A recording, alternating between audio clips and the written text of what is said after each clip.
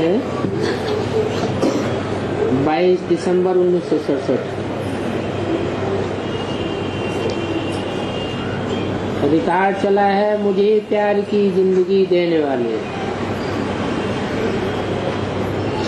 ओम। रूहानी बाप रूहानी बच्चों आत्माओं को समझाते हैं। आत्मा कहाँ निवास करती है? तख्त पर निवास करती है। ये आत्मा का बड़ा तख्त है।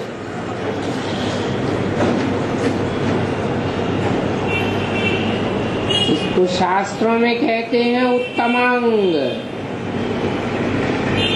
भ्रकुटी जैसे बैठने की उनकी कुर्सी है बहुत छोटी। और ये ज्ञान बाप ही सिखलाते हैं। बाप कहते हैं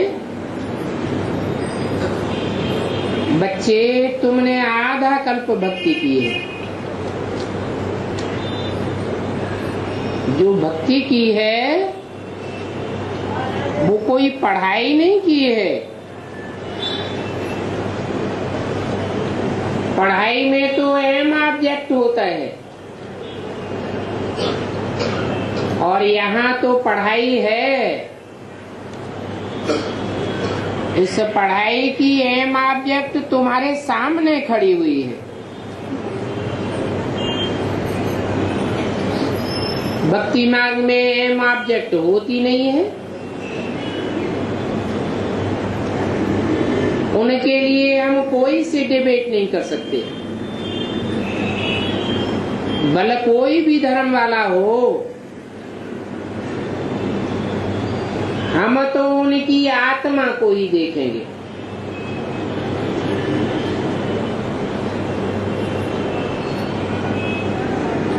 आगे शरीर को देखते थे, अब आत्मा को देखने से कहेंगे हम भाई को देखते हैं और हमारा कोई संबंध नहीं है। और संबंध देखेंगे तो देखने से क्रिमिनलाई काम करेगी। भाई अर्थात आत्मा समझने से क्रिमिनलाई काम नहीं करेगी। हम भी आत्मा, ये भी आत्मा। आत्मा ही आर्गन्स द्वारा बोलती है अथवा सुनती है। आत्मा के सिवाय दूसरी कोई बात याद नहीं आवेगी।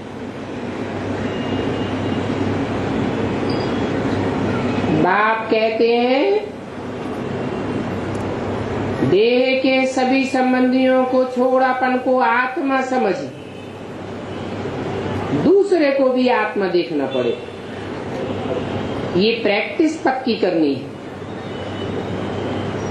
इस पुरुषार्थ के बगैर इतना उच्च पद थोड़े ही मिल सकता है। ये फाउंडेशन है क्या? अपन को ज्योति बिंदु आत्मा समझना। मैं आत्मा हूँ ये अच्छी रीति पक्का करना है। ज्ञान है ही बिल्कुल अलग। शंकराचार्य तुमको कहते हैं शास्त्रार्थ करो। शास्त्रों में क्या लिखा हुआ है उनका अर्थ बताओ। अब इसमें तो शास्त्रार्थ करने की बात ही नहीं है। सर्वशास्त्र शिरोमणि गीता है, उसमें भी लिखा हुआ है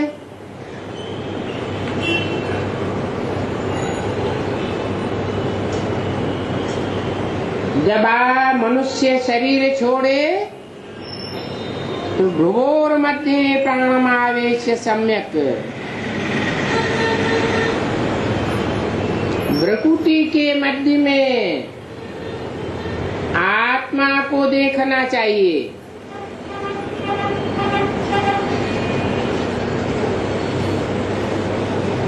और आत्मा का रूप क्या बताया? अणोमणीयान् समनुस्मरेत्य है। अणु से भी अणुरूप आत्मा है, जिसकी ज्योति आंखों से निकलती है।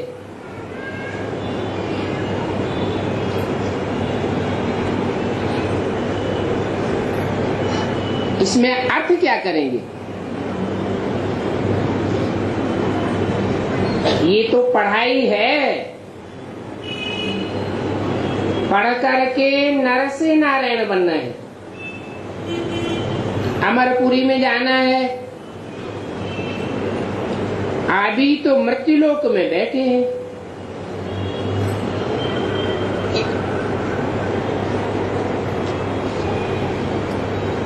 जब चाहे कभी भी शरीर की मृत्यु हो जाती है। मृत्यु अभी हमारी आत्मा के कंट्रोल में नहीं है।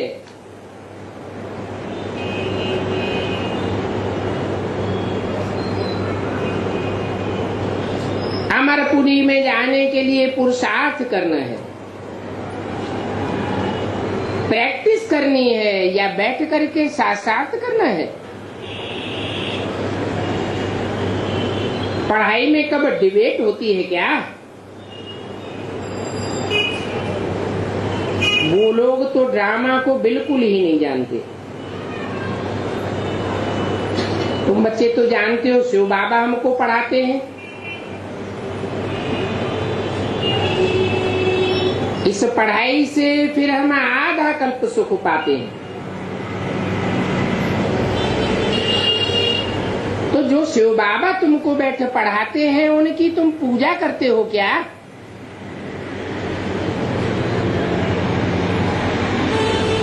शिव बाबा ने इस बात पर मुरली भी चलाई थी।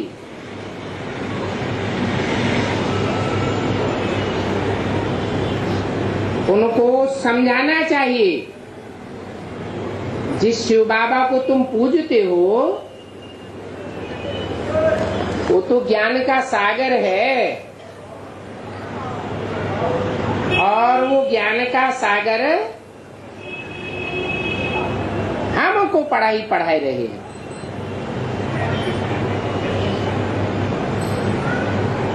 वो बाप ही नर से नारायण बनाने वाला है।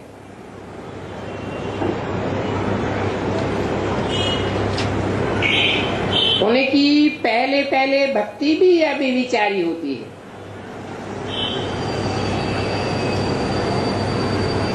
अभी हम उन द्वारा पढ़ करके पुरुषार्थ कर रहे हैं।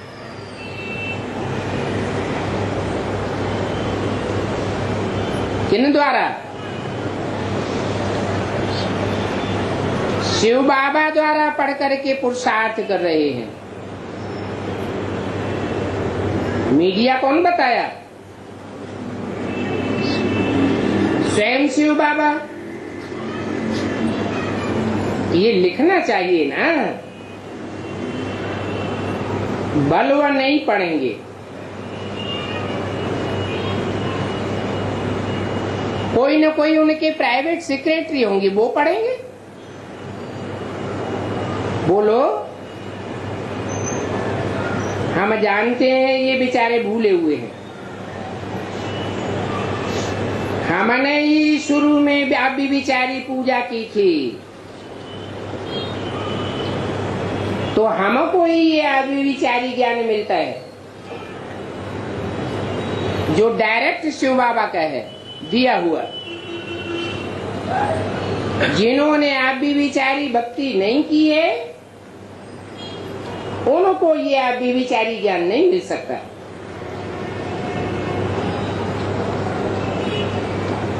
अभी तो सब भी विचारी पूजा करते रहते। एक तरफ मंदिर में जाकर के शिव की आरती भी उतारेंगे, जल चढ़ावेंगे, दूसरी तरफ देवियों की भी पूजा करेंगे।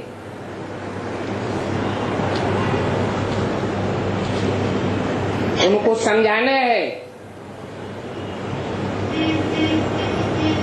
अभी वो शिव बाबा हमको पढ़ाते हैं, और पढ़ाकर कहते हैं मन मना भव, सिर्फ मेरे में मन लगाओ तो मेरे जैसे बन जावेंगे और देह के सब संबंध छोड़ दो।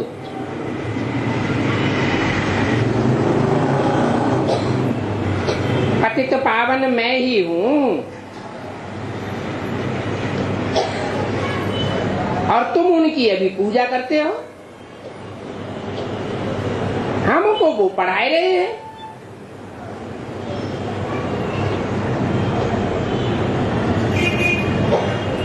पढ़ाई भी पढ़ाए रहे हैं, राजयोग भी सिखलाए रहे हैं, परंतु अभी उनके समझने में देरी है। अभी उनके कान पर इतना नहीं पड़ेगा, क्योंकि अभी तो उनका राज्य है।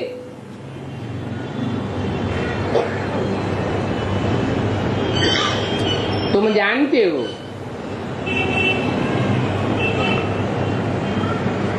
ये भक्ति खत्म हो जाती है। अभी अगर तुम उनको ज्ञान दो तो प्रेसिडेंट आदि सब कहेंगे वाह, ये ब्रह्मा कुमारियां इतने बड़े बड़े सन्यासियों को ज्ञान देती हैं, शंकराचार्य को सुनाती हैं। तो ढेर के ढेर तुम्हारे पास आ जाएंगे, क्योंकि वो तो फिर भी सन्यासी है और तुम तो गृहस्थी हो।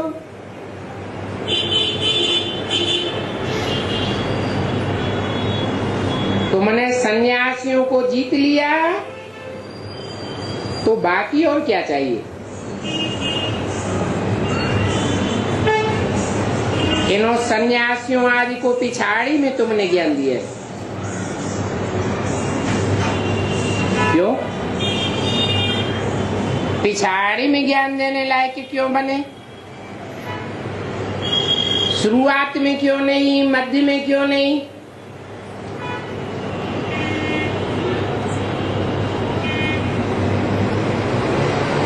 क्योंकि सन्यासी कहते आए हैं गृहस्थी जीवन गिरिहस्थी का जीवन है।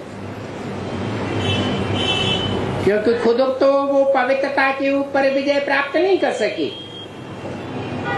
गृहस्थी जीवन में रहते हुए, जन्म जन्मांतर छोड़ छाड़ करके भागते रहे। उनको पढ़ाने वाला ऊंचते ऊंच बाप नहीं मिला, जिसका गायन भक्ति मार्ग में प्रवृत्ति मार्ग का है या निवृत्ति मार्ग का है। भक्ति मार्ग में ऊंचते ऊंच गृहस्थी कौन है? जो भगवान के रूप में गाया हुआ है, शंकर पार्वती। उनको जगत का पितर कहा जाता है, पूर्वज कहा जाता है।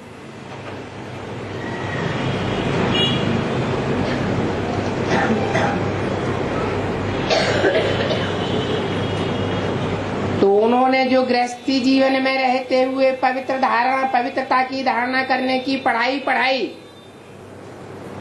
जो 63 जन्मों में कोई गुरु ने नहीं पढ़ाई,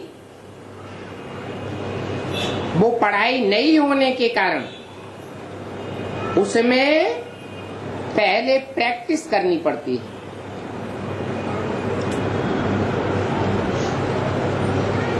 इसलिए बोला है अभ्यासेन तो कौन्तेय, अभ्यास के द्वारा ही ये आत्मा कर्म करते हुए भी अपनी स्वयं स्थिति में स्थित हो सकती है। दूसरा कोई उपाय नहीं है। तो अभ्यास करने के लिए समय तो चाहिए। इसलिए बोला कि अंत में तुम इन सन्यासियों को भी जीत लेंगे।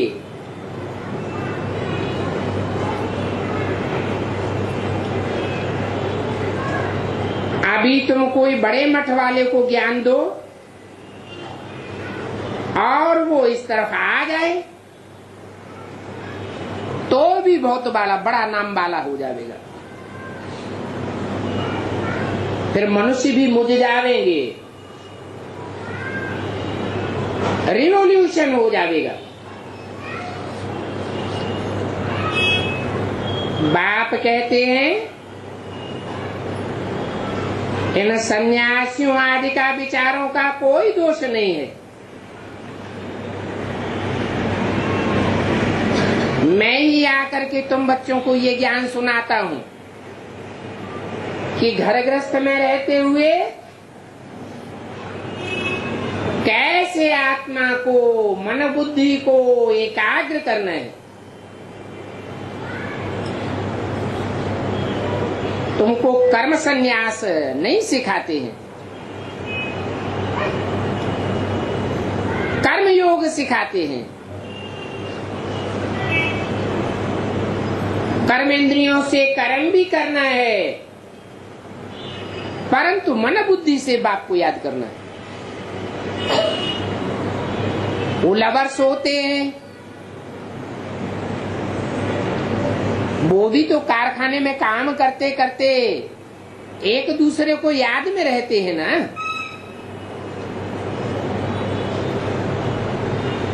या याद में रहने के लिए झांझ मंजीरा बैठकर बजाते हैं। कोई तपस्या करते हैं क्या? नहीं। जहां सहज सहज दिल लग जाती है प्राप्ति के आधार पर, तो याद स्वतः है आती है। उसको कहते हैं सहज राजयोग। कोई लाल बत्ती आदि जगाने की दरकार नहीं, कोई संगीत आदि बजाने की दरकार नहीं।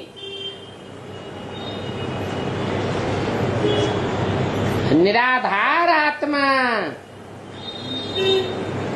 बाप को याद कर सकती है।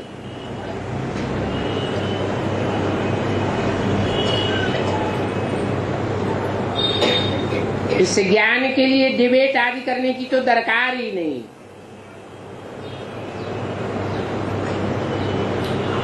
ये तो पढ़ाई है ऊंच से ऊंच बाप की, जो एक बाप ही पढ़ाई सकते हैं।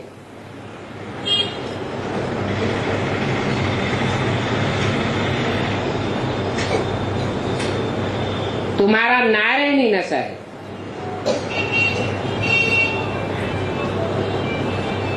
मनुष्यों को तो होता है धन का नशा। तुमको नारायणी नशा है। उनके पास धन है तो धनवान होने के कारण उनको धन का नशा होता है, और तुम्हारी बुद्धि में कौन बैठ गया?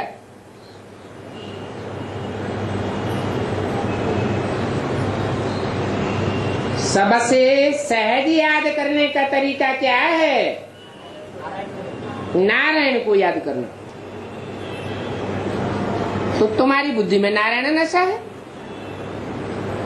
उनकी बुद्धि में धन पद मान मर्तबे का नशा है।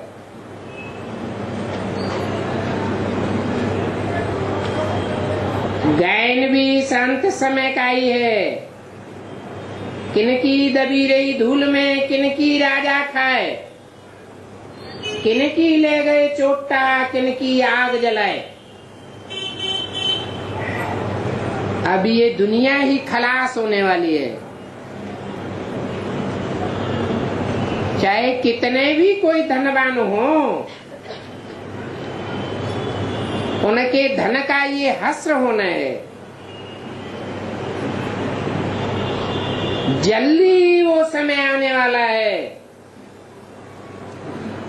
आ रहा है।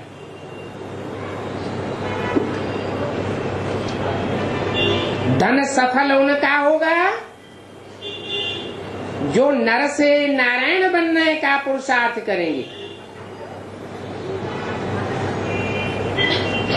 ये पुरानी दुनिया तो खत्म हो जानी है।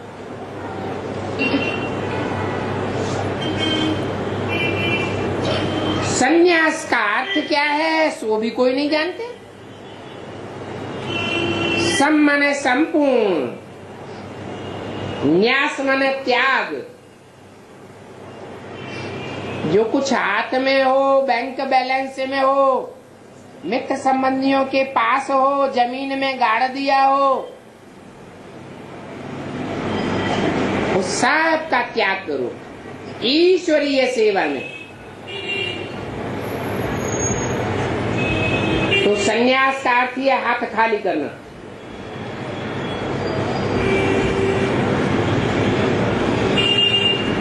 वो तो घर से ही बाहर चले जाते हैं, पैसा आदि भी नहीं ले जाते हैं, जा करके सन्यासी ड्रेस पहन लेते हैं। अहमदाबाद में ऐसे बहुत स्थान है सन्यासियों के लिए, भंडारा लगा पड़ा है, उनको बहुत माल मिलते हैं। इस दुनिया से वैराग आ जाता है। परंतु तुम्हारे पास तो बहुत ताकत है, तुमको आधा कल्प के लिए बहुत धन माल मिल जाता है।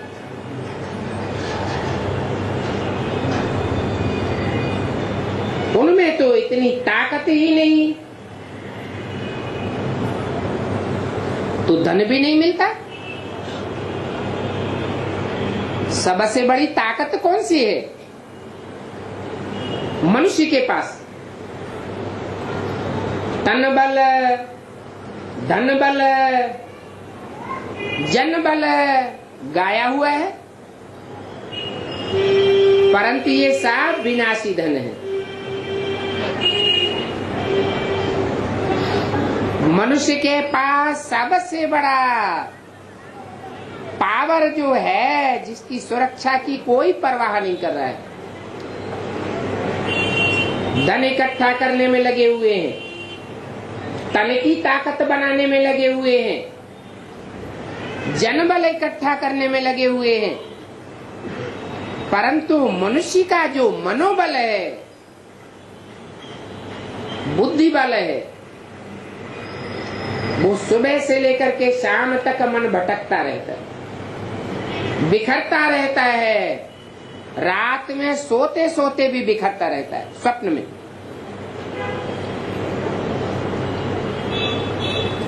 तो उसको एकाग्र करने का पुरुषार्थ किसी को पता ही नहीं है। मन बुद्धि का बल अगर एकाग्र हो जाए तो धन भी बहुत आ सकता है, तन की ताकत भी बहुत आ सकती है, और जनबल भी बहुत इकट्ठा हो सकता है।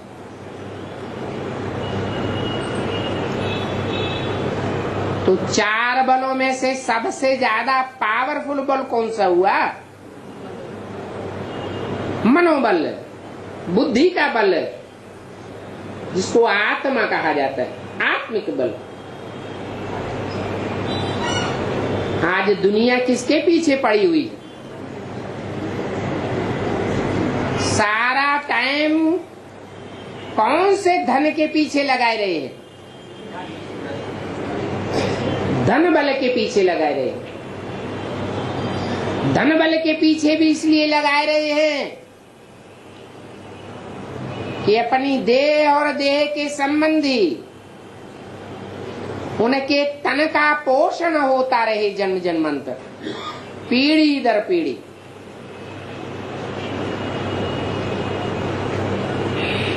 परंतु अब तो विनाश होना है। एटॉमिक एनर्जी बन चुकी है। 70 साल पहले न भगवान आया था और नए ये एनर्जी तैयार होना शुरू हुई थी। भगवान बाप आते हैं तो दोनों कार्य एक साथ कराते। नई दुनिया की स्थापना का कार्य भी शुरू होता है और पुरानी दुनिया के ध्वंस का काम भी शुरू हो जाता है।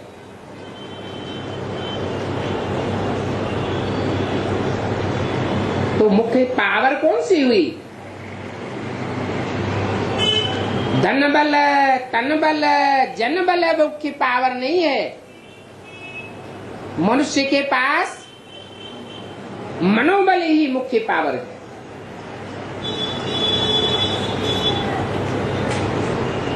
ये सन्यासी जब तमो प्रधान बन जाते हैं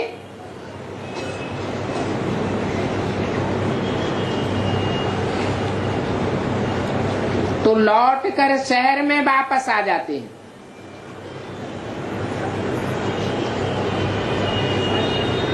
वो चाहे बाहर की दुनिया के सन्यासी हो और चाहे ब्राह्मणों की दुनिया की सन्यासी हो।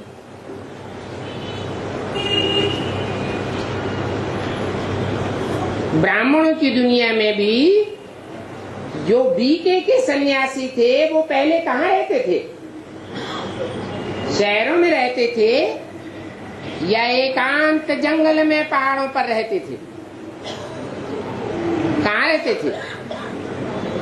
शांत एकांत जंगल में पहाड़ी देश में रहते थे। बाद में तमो प्रधान बने तो शहरों में घुस पड़े।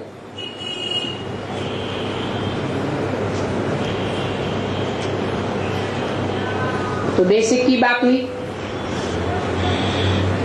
बेसिक वाले तो बेबी बच्चे हैं बुद्धि से, उनकी बात छोड़ दो। ब्राह्मणों की दुनिया में जो एडवांस्ड है उनमें भी जो सन्यासियों के बीज हैं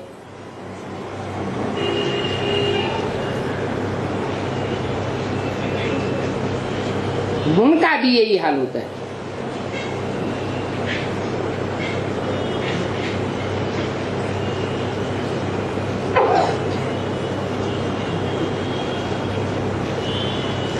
ये भी तमो प्रधान बन जाते हैं तो फिर लौट कर घर वापस आ जाते हैं।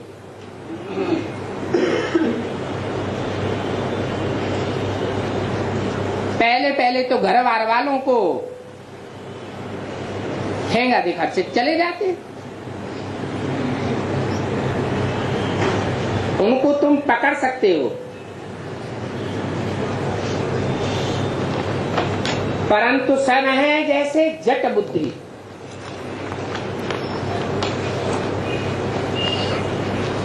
बाईस दिसंबर 1967 की वाणी का दूसरा पेज। उन जट बुद्धियों को बाप का और बाप के असली ज्ञान का पता ही नहीं है, अपने ही अहंकार में रहते हैं।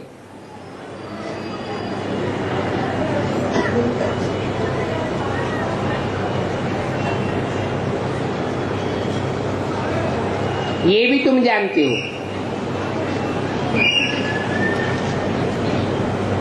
जो इस ईश्वरीय ज्ञान को अच्छी तरह पढ़े हुए होंगे उनके आगे अनपढ़े भरी ढोवेंगे।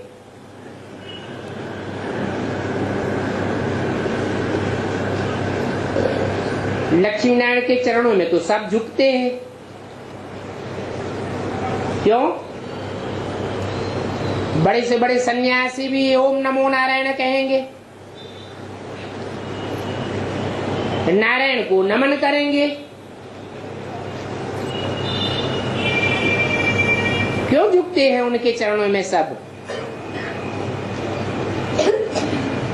और देवताओं की ग्लानि भी कर सकते हैं, करते हैं, भगवान की भी ग्लानि करते हैं, लेकिन लक्ष्मी नारायण की ग्लानि कहीं शास्त्रों में नहीं है। उनसे जाए धन मांगते हैं।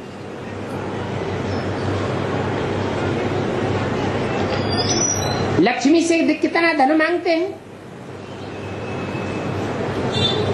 जरूर उन्होंने पढ़ करके यह इतना ऊंच पद पाया है जो अभी तक भी मनुष्य उनसे भीख मांगते रहते। कितना ऊंचा उनका मर्तबा है। ऐसा ऊंचा मर्तबा पाने में साहस भी चाहिए। साहस माना हिम्मत। हिम्मते बच्चे मददे बाप हो जाता है। इसमें जीते जी मरना पड़ता है। घर में बैठे बैठाए सब कुछ छोड़ देना। मैं तो आत्मा हूं, सब कुछ भुला देना। इसको कहा जाता है मरना। इच्छा मात्रम अविद्या, कुछ भी याद ना आवे। बाबा ये तन, ये देह के संबंधी, ये देह के पदार्थ, धन संपत्ति आदि सब कुछ आपका है। सिर्फ कहने मात्र नहीं, प्रैक्टिकल में करके दिखाना है।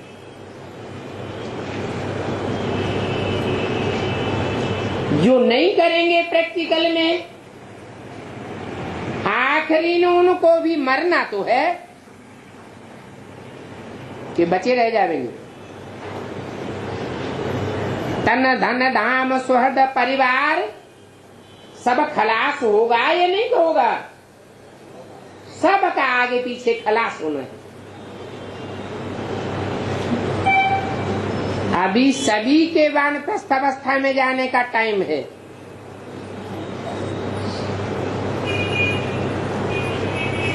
यहाँ तो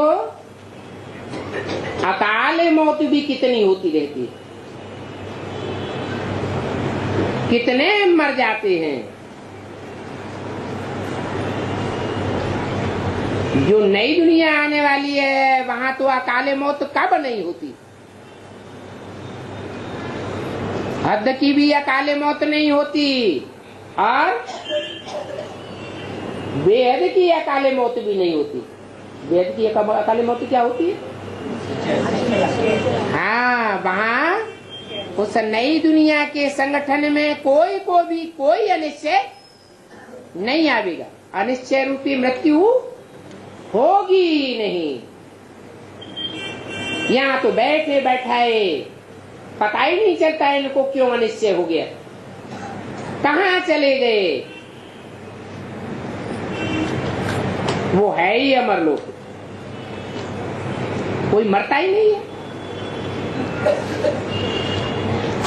अमरनाथ बाबा और अमरनाथ बाबा के बच्चे, जैसा बाप वैसे वैसे बच्चे। मनुष्य बंदर खावेंगे, ऐसा कैसे हो सकता है?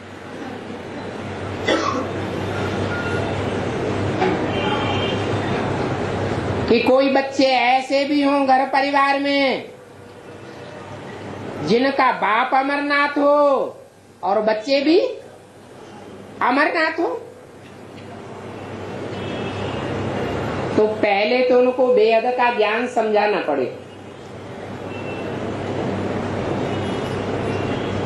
पहले बेहद की दुनिया तैयार होगी या हद की दुनिया तैयार होगी?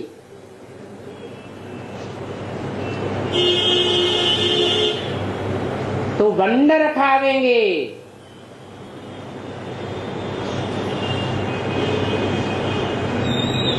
कोई कहेंगे अरे मरेंगे नहीं तो जावेंगे कहां? तुम कहेंगे योग बल से वहां एक शरीर छोड़ करके दूसरा लेते। क्या योग बल जब बहुत तीव्र हो जाएगा तो बोला तुम बच्चे ब्रह्मा की तरह दूसरे के शरीर में प्रवेश करके भी पार्ट बजावेंगे। तो ये प्रैक्टिस पक्की हो जाएगी। जब चाहे हम अपना शरीर छोड़ें और दूसरे में प्रवेश करके ईश्वरीय सेवा कर डालें, और जब चाहे अपने शरीर में वापस आ जाए।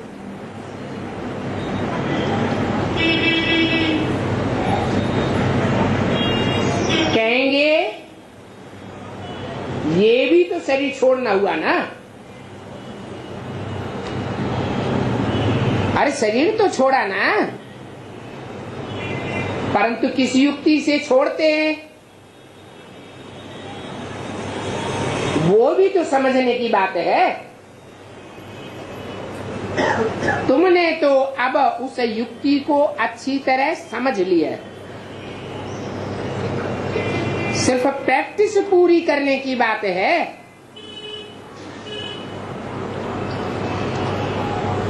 और ये प्रैक्टिस बाप गरीब बच्चों को ही समझाते हैं। धनवान जिनकी जॉइंट फैमिली है,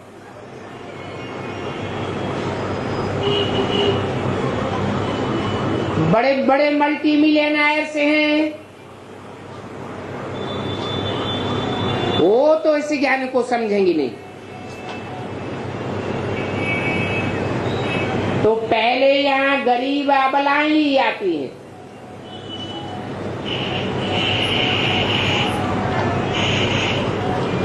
अबलाओं कन्याओं के पास तो कुछ भी होता नहीं।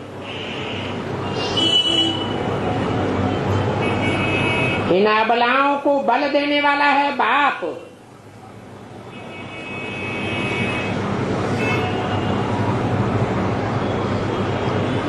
और तो सब इनका बल हरण कर लेते हैं,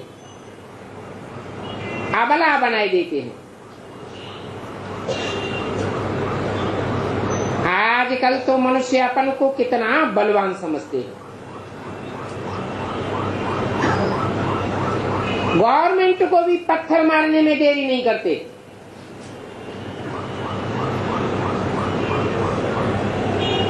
इस स्थापना में भी, इस ईश्वरीय गवर्नमेंट में भी बाप को कितना विघ्न पड़ते हैं। ये सब विघ्न आदि की ड्रामा में नूद है। इन विघ्नों आदि का बाप को कोई ख्याल नहीं होता। समझते हैं ये कोई नई बातें नहीं है। सेकंड बाय सेकंड जो कुछ होता आया है 5000 वर्ष पहले भी हुआ था, नथिंग न्यू।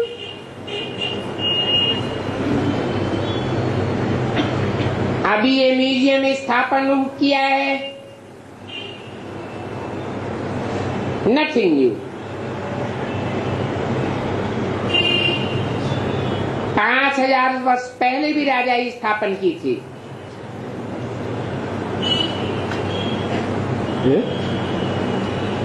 सन 67 में कौन सा म्यूजियम स्थापन किया?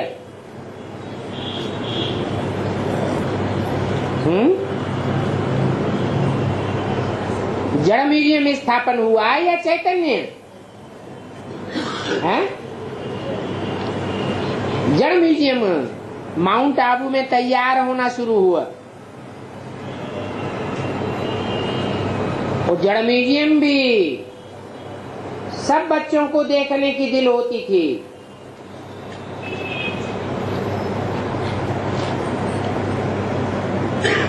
बाप कहते हैं ये नथिंग न्यू। 5000 वर्ष पहले भी राजा ही स्थापन की थी।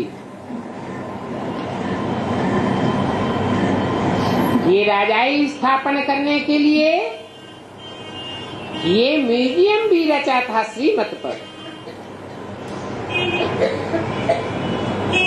बाबा ये बात बहुत वर्षों से कहते आए हैं।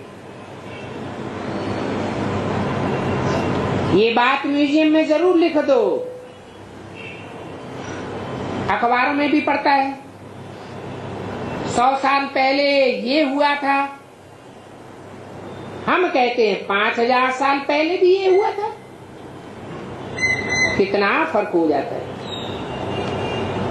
परंतु मनुष्यों की ये पत्थर बुद्धि, बात को समझते नहीं है, वो फिर तुमको चर्या समझते हैं,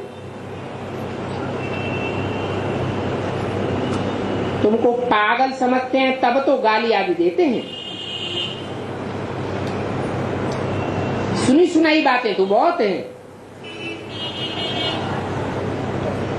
कहते हैं कृष्ण ने भगाया, कौन से मार्ग में कहते हैं? भक्ति मार्ग में कहते हैं कृष्ण ने भगाया। इसका फाउंडेशन कहाँ पड़ता है? ब्राह्मणों की संगमयुगी दुनिया में ये भगाने का भी फाउंडेशन पड़ता है। तो क्या भगाया? ये अपने आप भागी।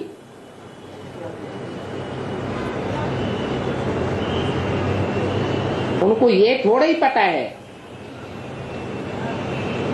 कि अगर भगाया भी तो पटरानी बनाने के लिए भगाया।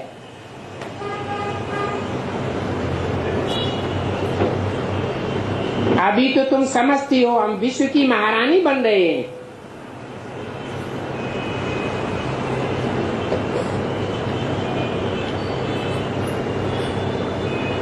बाकी तुम भागे विकारों के कारण, और कोई बात नहीं थी। तो ये सब बातें बाप ही बच्चों के लिए समझाते हैं। ड्रामा के आदि मध्य अंत को तुम ही जानते हो, और कोई भी बेचारे शंकराचार्य अथवा राजाएं आदि कुछ भी नहीं जानते। दुनिया में तो अनेक प्रकार के ढेर मत हैं, और यहाँ तुमको मिलती है एक मत। ये भी किसी को पता नहीं है कि परमपिता परमात्मा ज्ञान का सागर है, प्रैक्टिकल में है। वो पतितों को पावन बनाने वाला है। तो पतितों को पावन बनाने की ये समझानी भी देनी पड़े। बाप कहते हैं मन मना भव। ये नॉलेज तुम कोई को भी दे सकते हो। बोलो, तुम तो आत्मा हो। अच्छे बुरे संस्कार आत्मा ही नहीं होते, कोई शरीर में नहीं होते हैं। शरीर तो खलास हो जाता है, आत्मा जाकर के पुनर्जन्म लेती है। तो अच्छे बुरे संस्कारों को अगले जन्म में भोगना पड़ता है। सतयुग में तो भोगने की बात ही नहीं है। क्यों? यहां भोगने की बात क्यों है?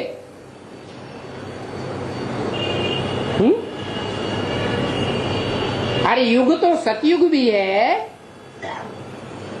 और युग कलयुग भी है। यहाँ अच्छे बुरे संस्कार क्यों भोगने पड़ते हैं और वहां क्यों नहीं भोगने पड़ते हैं? वहां क्यों नहीं विकर्म होते? अकर्म क्यों होते हैं? वहां आत्मिक स्थिति होती है। कोई को वहां देह की स्मृति नहीं होती है। देह की स्मृति के कारण विकर्म बनते हैं देह भान से। तो वहां भोगना से कैसे छूटते हैं? सो अभी बाप समझाते हैं।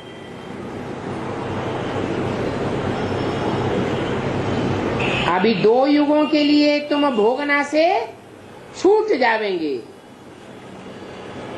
ऐसी प्रैक्टिस यहाँ करनी है आत्मिक स्थिति धारण करने की। शास्त्रों में तो कंस आदि की बातें कितनी बैठ बनाई है।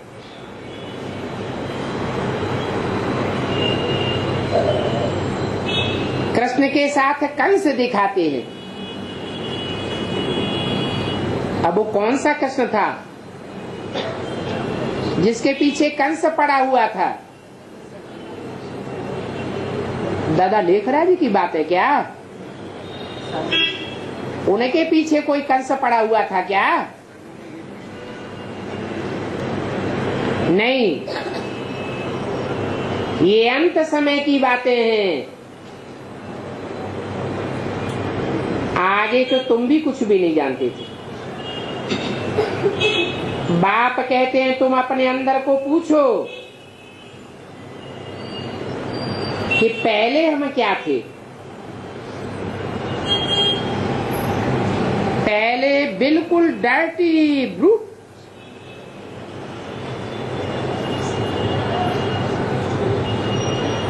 इन देवताओं को मानते थे कि ये सर्वगुण संपन्न है, हम पापी कपटी नीचे हैं। आगे तो भक्ति भी करते थे तो बेसमझी से। अभी तो तुमको समझ मिली। बाप कहते हैं ये आसुरी संप्रदाय है और ये रौरव नरकवासी हैं। रौरव नरक कलयुग अंत को कहेंगे। द्वापर में रौरव नरक नहीं होता है, अभी सब पापात्म है। बिच्छू टिंडन नाग बलाए हैं।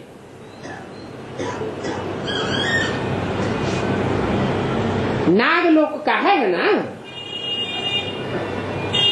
कितना एक दो को दुख देते। ये है ही आसुरी शैतान संप्रदाय। तुम अभी बनते हो ईश्वरीय संप्रदाय।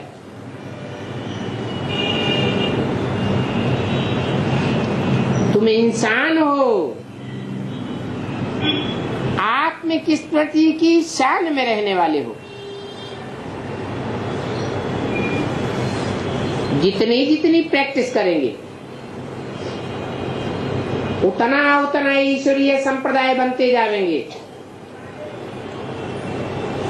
फिर अंत में बनेंगे दैवी संप्रदाय। अभी तुमको स्मृति आई है कि अभी हम पुरुषोत्तम बन रहे हैं। हम कोई आसुरी संप्रदाय नहीं है। जो जन्म जन्मांतर के आसुरी संप्रदाय होंगे वो तो दूसरे धर्मों में कन्वर्ट हो जाएंगे। वो है बगुले। बगुला क्या करता है?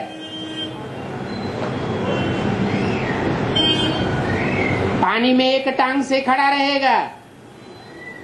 देखने वाले समझेंगे बहुत बड़ा तपस्वी है।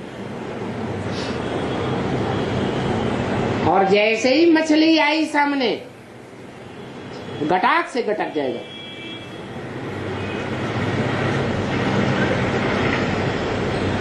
तुम तो हंस हो, मोती चुगने वाले।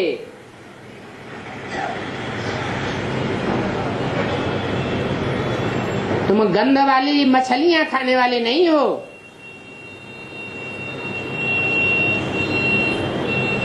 हंस और बगुले इकट्ठे नहीं रह सकते। इसलिए क्या बोला? ये ब्राह्मणों का किला ऐसा बन जाएगा जिसमें कोई भी विकारी पतित पांव भी नहीं रख सकेगा। अभी तो देखो ब्राह्मण बच्चों में भी कब कब लून पानी हो पड़ते हैं। बाप कितना समझाते हैं अपन को आत्मा समझो, आत्मा की स्थिति में पक्के रहो तो लून पानी नहीं बनेंगे। देह भान आता है तो लड़ाई झगड़ा करते हैं। अपन को भी आत्मा समझो, दूसरे को भी आत्मा देखो, परंतु ये टेव, ये अभ्यास पक्का न होने के कारण, ज्ञान की पूरी धारणा न होने के कारण फिर जात पात आदि के भेद में आ जाते हैं। ये दक्षिण भारत का है, ये उत्तर भारत का है, ये जन्म से ब्राह्मण है, ये जन्म से शूद्र है, ये मुसलमान है, ये हिंदू है।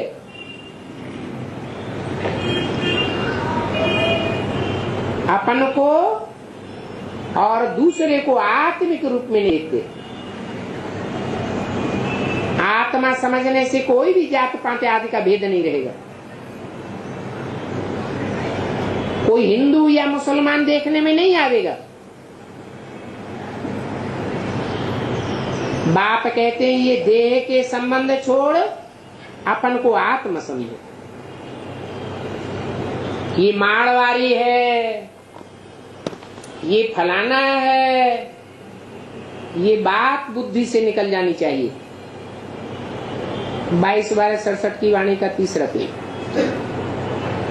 इसलिए बाप कहते हैं भाई भाई देखो, ये आत्मा भाई भाई की टेव पक्की पड़ जानी चाहिए। जो ईश्वरीय संप्रदाय आपस में भाई भाई होंगे वो कैसे लड़ेंगे? तो बाबा युक्ति बतलाते। बाबा सर्जन है ना, तो सर्जन को ख्याल रहता है ऐसी दवाई देवे जो इनका देहबान छूट जाए। एक दो को भाई भाई अर्थात आत्मा की दृष्टि से देखे। आत्मा भ्रकुटी के बीच में रहती है। हमको आत्मा का ही ज्ञान देना है, आत्मा को ही देखना है, जात पात का भेद निकल जाए। नहीं तो एक दूसरे से लड़ते रहेंगे, टिप्पणी करते रहेंगे।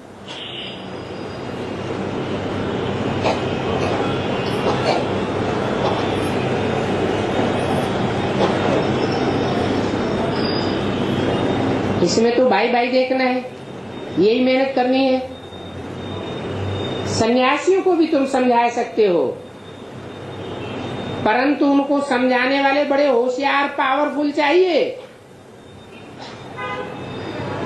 योग का जौहर बहुत अच्छा चाहिए।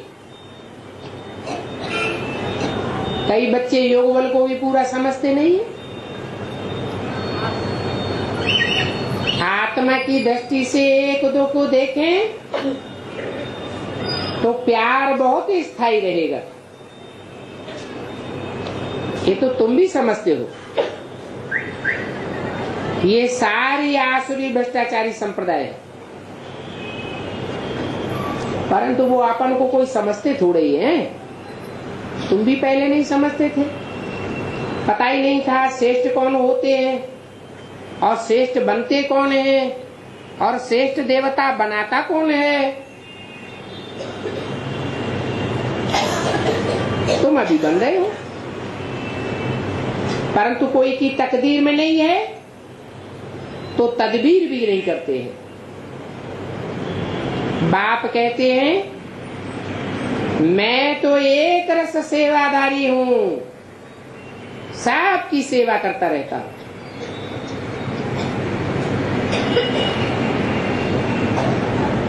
क्या कहा? बाप की पहचान के पॉइंट के एक एक मुरली से इकट्ठे करने चाहिए। अभी क्या पहचान बताई बाप के पार्ट की स्पेशल? बाप एक रस सेवादारी होगा और बच्चे एक रस नहीं रह पाते। सेवा में एक रस रहे तो पता चले किन की बाप समान स्टेज है।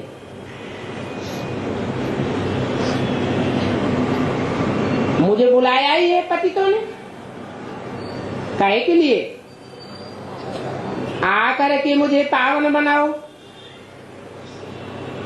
तब तो बुलाते हैं पतित पावन आओ और हमको सुखधाम ले चलो।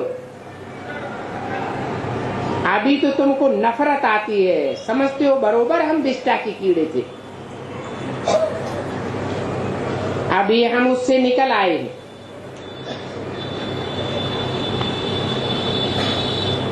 ये दुनिया विषय वैतरणी नदी है,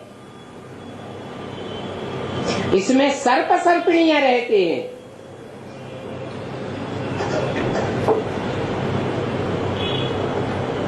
विषय वैतरणी नदी का किस नाम से रूप से गायन है? काली देह के रूप में गायन है, जहां सर्प सर्पिणियां रहते हैं। कृष्ण के लिए कहते हैं काली देह में सर्प ने डसा तो काला हो गया,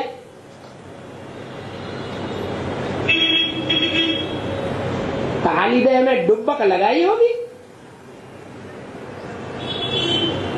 तब तो काला हुआ। अभी तो सन्यासी कहते हैं कि स्त्री सर्पिणी है, ये थोड़े ही समझते थे कि हम भी पहले सर्प थे, डसते रहते थे। पहले पहले तो हमने डसना शुरू किया, काली देह तो है ना। कृष्ण की आत्मा पहले पहले बहुत जन्मों के अंत में थी, जबकि सांवरी थी।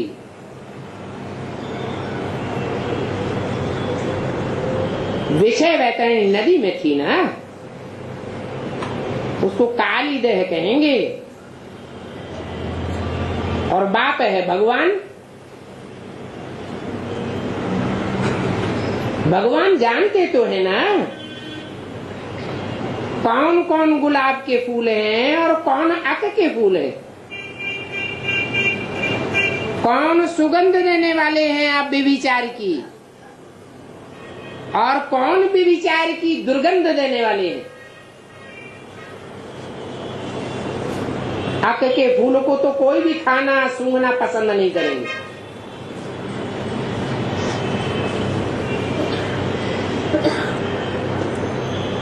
गुलाब के फूलों को तो खाते भी हैं, अर्क बनाकर सूंघते भी हैं।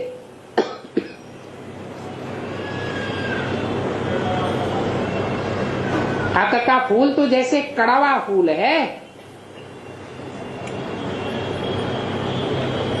उसमें हाथ लगाओ तो आंख भी खराब हो जावे। ऐसे ऐसे अर्क के फूल हैं। बुद्ध रूपी आंख थोड़ी भी अटैच हो गई तो दृष्टि ही भ्रष्ट हो जाएगी। खुद भी समझते हैं हम कांटा है, मैं किसको सुख देने वाला नहीं हूं। बेहद के बाप तो हर एक को जानते हैं ना, ये बेहद का बाप बेहद का टीचर भी है, क्योंकि सभी टीचर्स का टीचर है और सभी टीचर्स को तो मनुष्य पढ़ाई पढ़ाते हैं, मनुष्य गुरु पढ़ाई पढ़ाते हैं, परंतु इस टीचर को पढ़ाने वाला कोई मनुष्य गुरु नहीं हो सकता।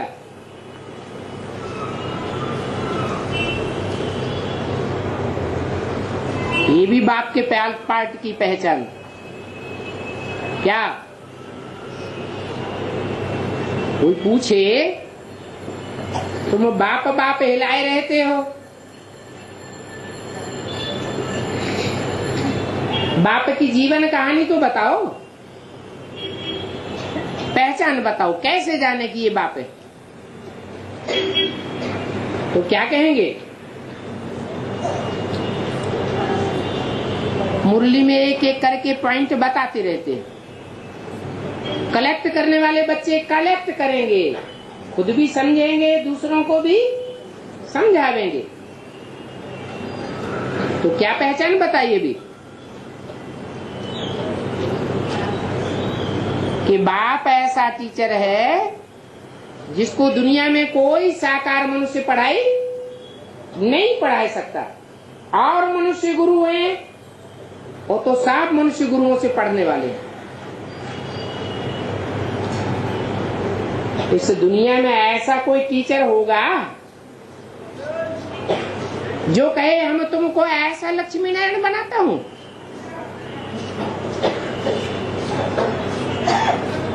लक्ष्मी नारायण बनाता हूं ये कहने वाला होगा तो साकार होगा या निराकार होगा? कहेगा तो मुख से ही। और जो बनाने वाला होता है, डॉक्टर बनाने वाला हो, इंजीनियर बनाने वाला हो, तो पहले खुद होगा कि नहीं होगा? है? पहले तो खुद होगा। इनकी श्रीमत पर चलते हैं तो मानना चाहिए। अगर भगवान का भी नहीं मानेंगे तो बाकी किसका मानेंगे? बाप कहते हैं तुम भाई भाई हो ना, फिर तुम्हारी बेकार की दृष्टि क्यों जानी चाहिए? ये टेव बहुत अच्छी डालनी है।